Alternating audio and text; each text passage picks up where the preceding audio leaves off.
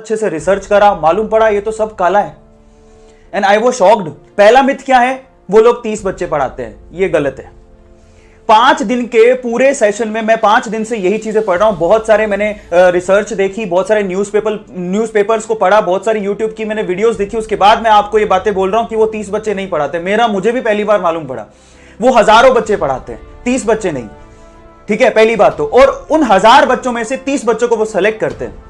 अब वो सिलेक्शन के बाद में भी पता नहीं लगता है कि वो 30 बच्चे कौन से हैं। ये भी बड़ी अजीब सी बात है कि जिसका सिलेक्शन हो गया वही सुपर 30 के अंदर है। देखो ये पहली फोर्जरी। और दूसरी बात, जब वो 1000 बच्चे लेते हैं तो बिलीव इट और नॉट, हमें ऐसा था, दूसरा मिथ ये था कि वो लोग उनसे पैसा नहीं लेते। ये भी गलत है। उन्होंने एक दूसरी संस्था बना रखी है रामानुजन के नाम से, ऐसा ही कुछ नाम है उनके नाम से, और वहां पर आनंद सर बच्चों को भेजते हैं और उनसे 32 से 33 हजार रुपया पर स्टूडेंट लिया जाता है 1 साल का। अब ये भी, एंड आई वाज शॉक्ड। ठीक है, फीस कम है लेकिन फीस तो है। आप क्यों दुनिया को बता रहे हो कि हम लोग फ्री में पढ़ाते हैं? और सीरियसली मुझे बड़ा दुख हुआ। ये दूसरा मिथ है जो हम लोग नहीं जानते थे, मैं तो नहीं जानता था। 32 से 33 हजार रुपया वो लेते हैं पर स्टूडेंट, और हॉस्टल का चार्ज अलग। और वो हजारों बच्चों में से 30 बच्चों को सेलेक्ट करते हैं और फिर उनका नाम डिस्क्लोज नहीं करते कि हमने किसको सेलेक्ट किया। मतलब ये कि आप देखिए किस तरह से चलता है ये। मतलब जिसका सिलेक्शन हो गया वो सुपर 30 के अंदर। बड़ी अजीब सी बात है। ये दूसरा मिथ था। तो ये अजीब अजीब सी चीजें जब मेरे सामने आई, मैंने कहा यार ये क्या है। और अब देखिए उन्होंने ये तीसरा मिथ जो हम लोग सोचते हैं कि 30 में से 30 बच्चे उनके सेलेक्ट हो जाते हैं, एक्चुअली रिपोर्ट्स को ध्यान से देखें तो बहुत बार ऐसा हुआ कि उनमें से बहुत 30 छोड़िए, 10 छोड़िए, 5 बच्चों का भी सिलेक्शन नहीं हुआ था। कि हमारे यहां से सिलेक्शन होगा ही होगा, उसके लिए आप कुछ भी करने को तैयार हो जाते हो। यह तक एलिगेशन लगाए गए कि जो पुराने बच्चे हैं, ठीक है, पुराने बच्चों ने यह तक कहा कि जिन बच्चों को उन्होंने बोला कि आप अपना नाम हम आपका छाप रहे हैं, आपको हम लोग बहुत ज्यादा अमाउंट स्कॉलरशिप के तौर पे देंगे, ये तक वादे किए गए। मतलब पैसा ऑफर किया गया उनको डायरेक्ट और इनडायरेक्ट वे से।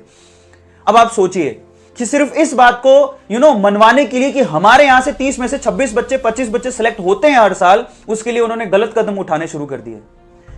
बस यही फर्क है, यही फर्क है। आप अगर हार का सामना करते ना कि यार नहीं हुआ, तो मैं सच में कहता हूं कि आप पहले एक बार मीडिया के सामने आके बोलते यार हमारे यहां 30 में से इस बार बहुत ही कम बच्चे सेलेक्ट हुए हैं।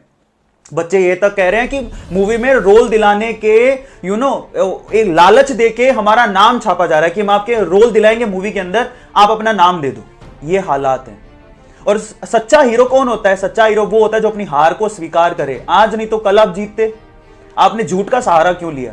सो फाइनली इस वीडियो के थ्रू मैं ये कहना चाहता हूं, जितने भी कोचिंग सेंटर्स हैं, चाहे आप बिजनेसमैन हो, पहली बात तो मैं तो सुपर 30 वाले सर को, आनंद सर को, मैं उन कोचिंग सेंटर से भी बुरा मानने लगा हूं।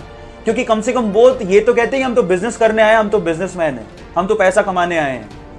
लेकिन आप तो कहते हो कि हम तो फ्री में पढ़ाते हैं, उसके बावजूद भी अगर आप 32 हजार रुपए ले रहे हैं। और एक सच्चाई और है जो इनसे पता लगी कि उन्होंने अभी अभी जीएसटी नंबर के लिए अप्लाई किया है। और जीएसटी नंबर के लिए अप्लाई सिर्फ उसको करना है जिसका 20 लाख से ऊपर सालाना बिजनेस है। आप हमारे सिनेरियो में, जिसको बिलीव नहीं है, आप एक बार बहुत सारे न्यूज़पेपर्स में उनके बारे में लिखा गया है, वहां की लोकेलिटीज को पूछिए, वहां के जो स्टूडेंट हैं जो पढ़ के हैं उनसे पूछिए, वो आपको सच्चाई बताएंगे कि उनके साथ क्या हुआ है। पैसे ना लेने के नाम पे उनसे पैसे रखवाए गए, उनको रिफंड तक की बातें कही हैं, उसके बाद रिफंड भी नहीं किया गया। और 1000 में से बहुत ही कम बच्चों का सिलेक्शन होता है। इवन बच्चों का तो ये तक कहना है कि टीचर्स तक अवेलेबल नहीं थे। सो इस चीज को समझने की जरूरत है। एज अ व्यूअर आप चीजों को अच्छे से तोल लो, इतनी जल्दी ब्लाइंड फेथ मत करो। जी, ये बात मुझ पे भी लागू होती है क्योंकि मैं भी आनंद सर को बहुत ज्यादा अप्रिशिएट करता था। लेकिन अभी तो मुझे समझ में आता है, जब से मैंने ये सब चीजें देखी हैं, मुझे समझ में आता है कि हमें चीजों को तोल लेना चाहिए।